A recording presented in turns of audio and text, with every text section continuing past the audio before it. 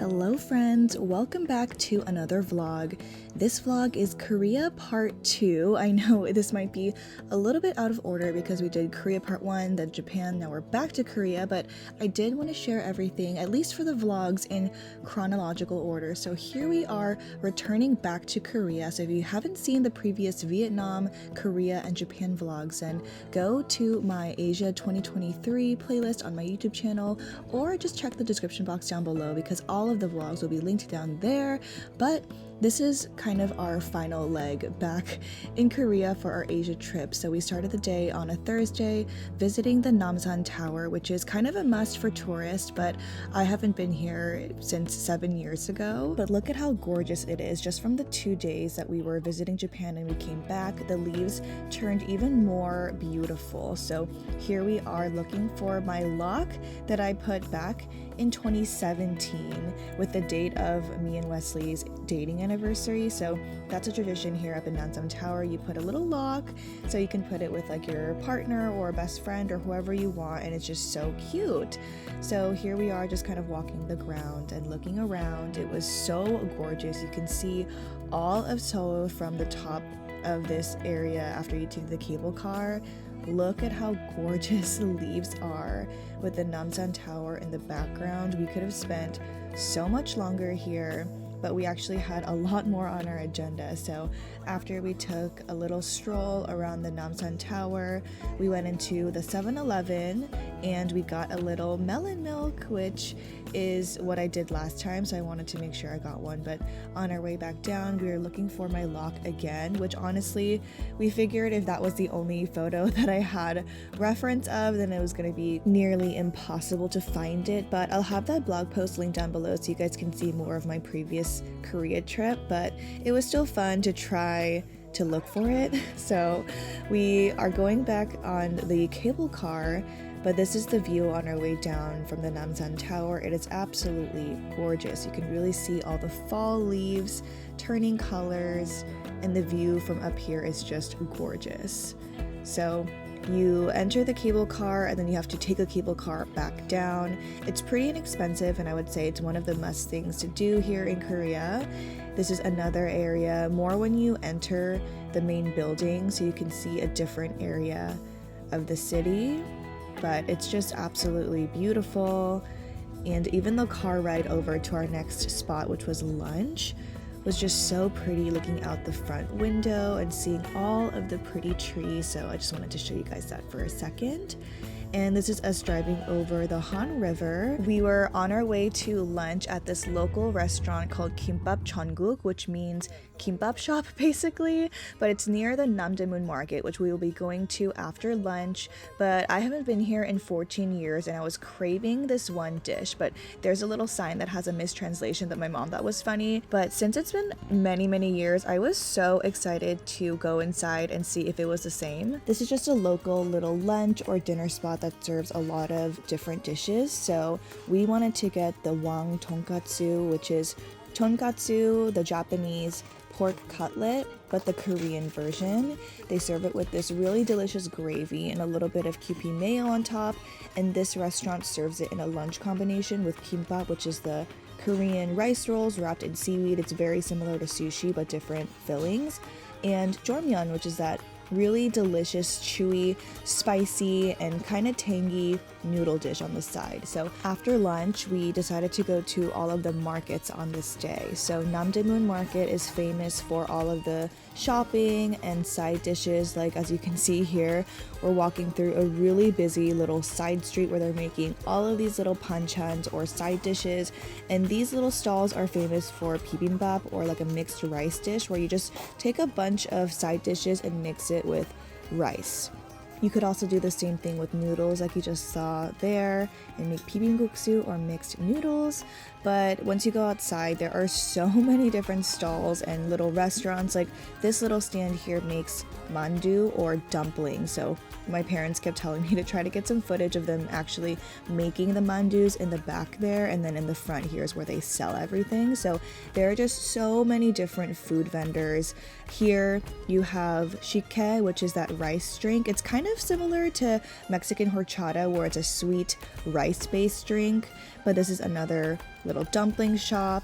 And then we were on our way to another market, the Mangwon World Cup Market, where they have a lot of ingredients that you can buy to make soup bases and all these different dishes, which is the majority of what I wanted to buy anyway. So I was excited to experience Namdaemun, which I haven't been to in a long time, and then also to come to this market, which had so many ingredients and food. But there are just so many people at these markets. It is just so lively. It makes you really feel like you're a part of the culture, and I kept telling my parents I really feel like I'm in Korea today, and I was really happy that we got to experience a lot of different aspects of Korea, like the fun trendy areas, and then here we have the more traditional, like lively market vibes. But we're not quite done yet. There's still another market that we need to go to.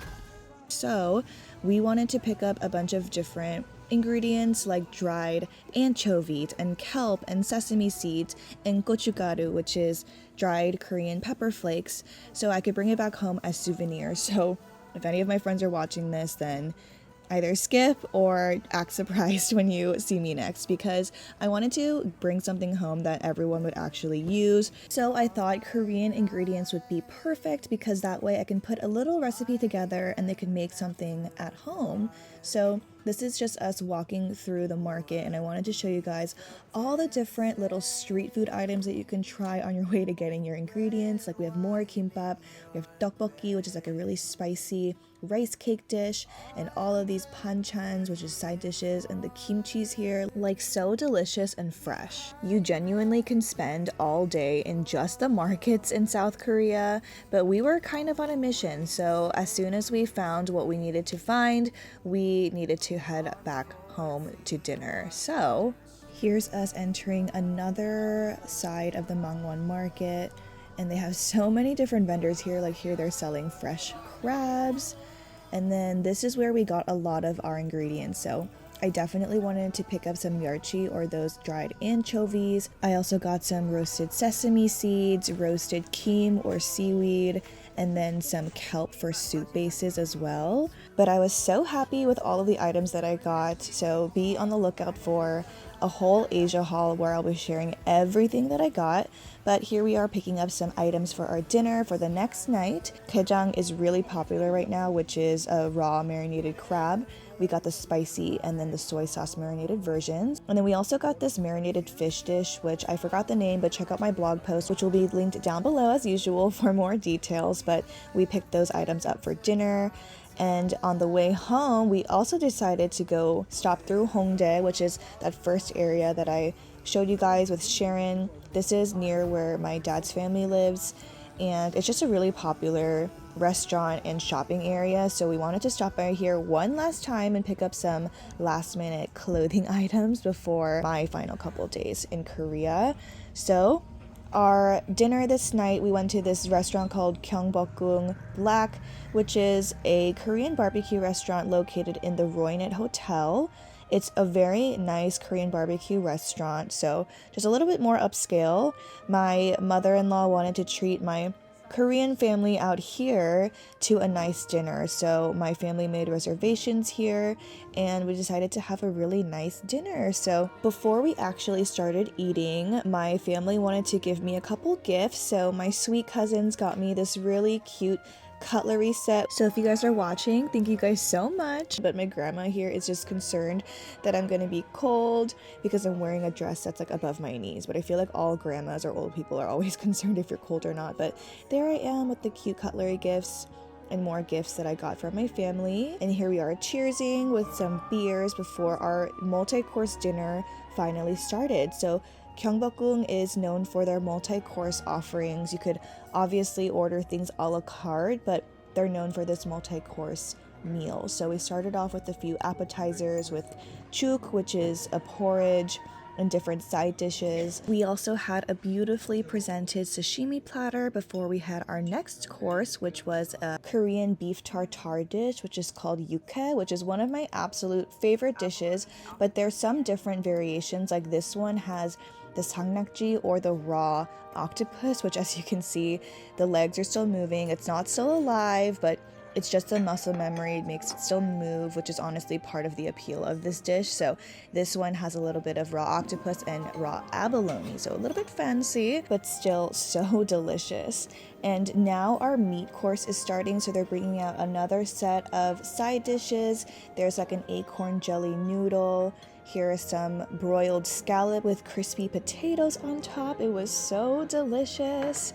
And then some really yummy salads. That little nest there, it was green onions, and I don't know what that black little seasoning was, but it was so delicious. And then a bunch of little pickles and kimchis.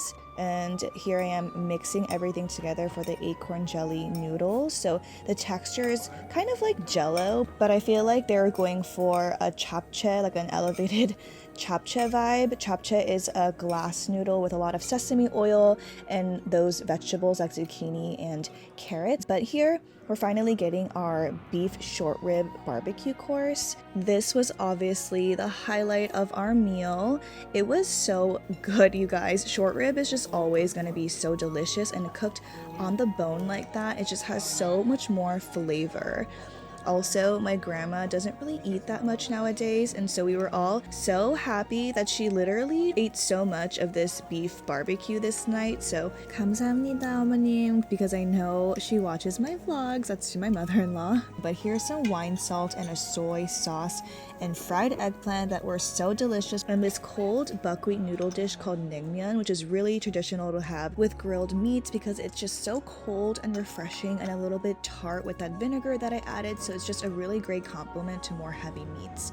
We ended the meal with a frozen yogurt and obviously toasting some more. So I hope you guys enjoyed this vlog. Please be on the lookout for the final vlog, which will be Korea part 3. But until then, thank you guys so much for watching. Please don't forget to subscribe, and I will see you guys in the next one. Bye!